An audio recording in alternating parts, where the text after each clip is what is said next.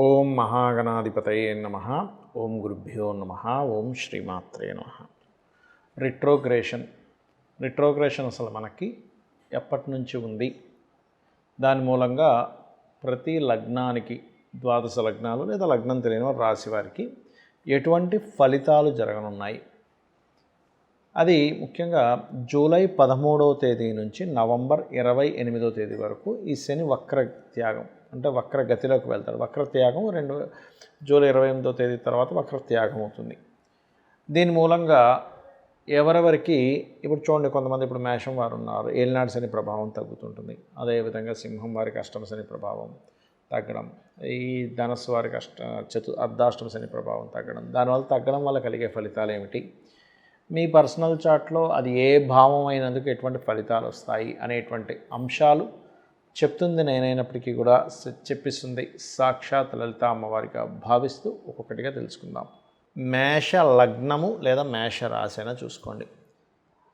ఏలినాడు శని ఆల్రెడీ మీకు స్టార్ట్ అయింది కదా అని భయభ్రాంతులకు గురవుతూ అయ్యో ఏమవుతుందో ఏంటో అనుకునేటువంటి వారికి, కొత్త ఇన్వెస్ట్మెంట్స్ చేయాలంటే 12వ స్థానంలో శని ఉన్నాడు కదా, ఇప్పుడు మరి ఇన్వెస్ట్మెంట్ చేయాలా వద్దా అని సంశయించేటువంటి వారికి ఇది కొంత ఊరటనిస్తుంది. జూలై 13వ తేదీ నుంచి ఈ యొక్క నవంబర్ 28వ తేదీ వరకు ఉండేటువంటి ఈ వక్రగతి అంటే 12వ స్థానంలో ఇన్వెస్ట్మెంట్ స్థానం నుంచి వక్రించాడు, అంటే లాభస్థానం వైపు వెళ్తున్నాడు.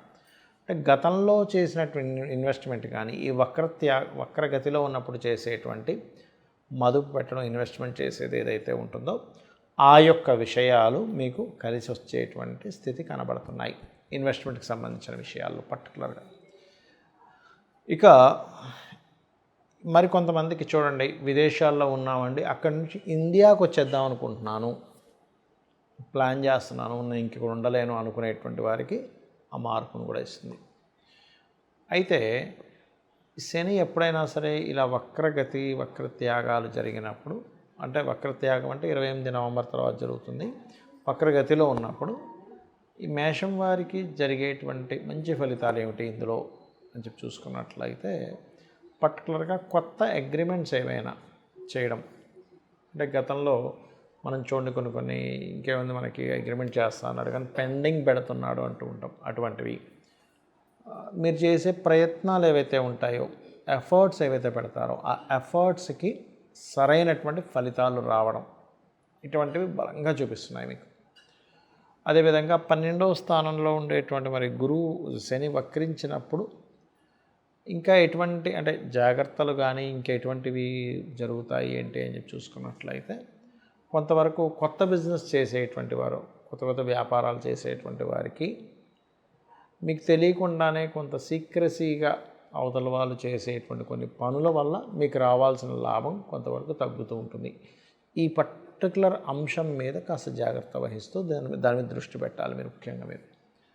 అదేవిధంగా మరి పరిహారం ఏం చేసుకోవాలి, ఎందుకంటే 12లో ఉండే గ్రహం వక్రించింది కదా, అంటే ఏదైనా ఆలయాలకు వెళ్ళి, ముఖ్యంగా శివాలయం కానివ్వండి, లేకపోతే కాలభైరవ ఆలయం కానివ్వండి, ఆంజనేయ స్వామి ఆలయం కానివ్వండి, ఇటువంటి ఆలయాలకు కానీ గోశాలకు కానీ వెళ్ళి అక్కడ మీరు ఏదైనా సేవ చేయడము, గోవులకి బెల్లం తినిపించడము, బెల్లముతో తయారు చేసినటువంటిది ఏదైనా పదార్థాన్ని చక్కగా మీరు అందరికీ, అంటే ఆ పదార్థాన్ని ముందుగా అమ్మవారికి నైవేద్యంగా పెట్టి దాన్ని పంచిపెట్టడం చేయడం ద్వారా అన్ని విధాలా మీకు బాగుంటుంది. ఇక్కడ ఈ వక్రగతి వల్ల ఎటువంటి ఫలితాలు వస్తాయి, దేశకాల సంబంధంగా చూసుకుంటే, ఇప్పుడు ఏదైతే రకరకాల యుద్ధాలని రకరకాల ఇబ్బందులు ఏవైతే పడుతున్నారో, జన నష్టం ఎంతైతే జరుగుతుందో ఈ వక్రత్వం వల్ల జన నష్టం కొంత తగ్గుతుంది, గుర్తుపెట్టుకోండి, కొంతవరకు తగ్గుతుంది.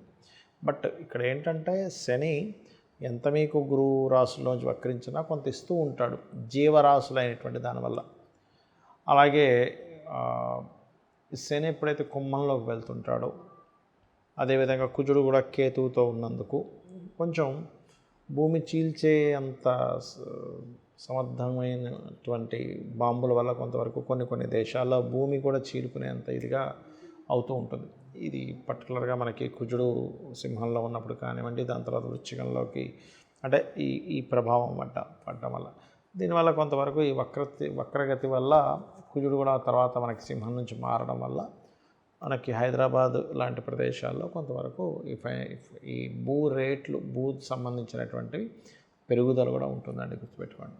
అయితే మరి ఈ వక్రగతికి సంబంధించింది కానీ ఏలినాటి శనికి సంబంధించింది కానీ కేవలం గోచారం వల్లే ఇంత ప్రభావం ఉంటుందని చాలామంది నన్ను అడుగుతున్నారు. దానికి పర్టికులర్గా మీరు చూసుకోవాల్సింది ఏమిటి అంటే మీ జన్మజాతకం ఏంటో చూసుకోండి మొట్టమొదటిగా. అంటే మీ జాతకంలో ఉదాహరణకు మీరు ఎందులోనూ ఇరుక్కుపోయారు, దాని నుంచి బయటికి రాలేకపోతున్నాం అంటే దాని అర్థం ఏమిటి అంటే మీ యొక్క లగ్నాధిపతి ఎవరైతే ఉన్నారో, మీది మేషం నుంచి మీనం వరకు 12 లగ్నాల్లో ఏదో ఒక లగ్నం మీద అయి ఉంటుంది. ఆ లగ్నాధిపతి ఎక్కడైనా స్ట్రక్కింగ్ యోగాలో ఉన్నాడా చెక్ చేసుకోవాలి.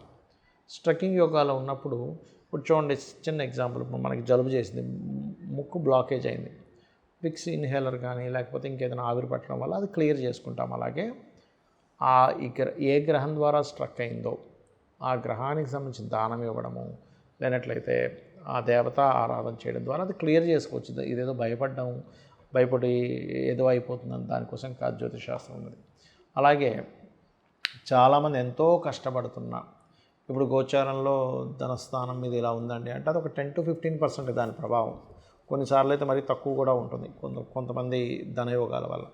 మీ పర్సనల్ చార్ట్లో అసలు ధనాన్ని ఇచ్చే గ్రహం ఎలా ఉంది, అది ఎంత స్ట్రెంగ్త్ఫుల్గా ఉంది, దాని మీద స్ట్రెంగ్త్ చేసుకోవాలి. చాలామంది తెలియక అది స్ట్రెంగ్త్ చేసుకోవడానికి ఆ ఉంగరం పెట్టేసుకుంటారు. అది కాదు, అది కేవలం మీకు శుభుడై వీక్గా ఉంటేనే ఉంగరం పెట్టుకోవాలి, కానీ అదర్వైజ్ మీరు ఎటువంటి ఉంగరాలు పెట్టుకున్నా ఉపయోగం ఉండదు.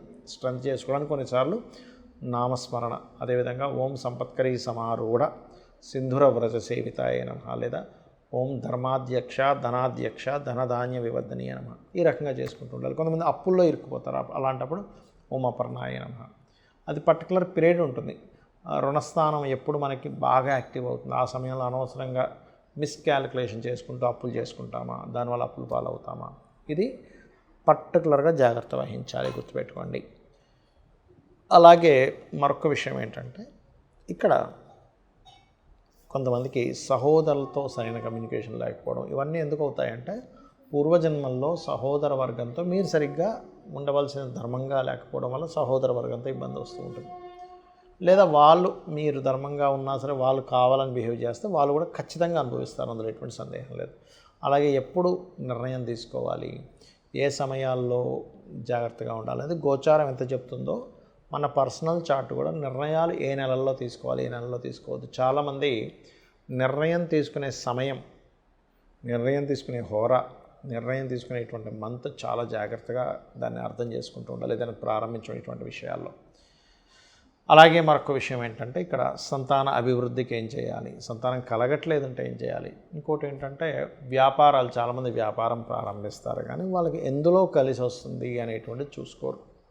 ఎంతసేపు హడావిడిగా ఏదో ప్రారంభించడం, దానిలో ధనయోగం లేదు. అసలు ధనయోగం ఏ వ్యాపారం ఇస్తుందో, అసలు మీకు వ్యాపార యోగం ఉందా లేదా, దానికి సంబంధించిన మహాదశ నడుస్తుందా లేదా అనేటువంటి సూత్రప్రాయంగా ఉంటాయి జ్యోతిష్యంలో. అంతేగాని కేవలం ఏదో ఏలినాటి శని నడుస్తుంది కాబట్టి నేను వ్యాపారం చేస్తే కలిసి రాదను, అర్ధాష్టమ శనో అష్టమ శనో కాదు, ఇది పర్టికులర్గా తెలుసుకోండి.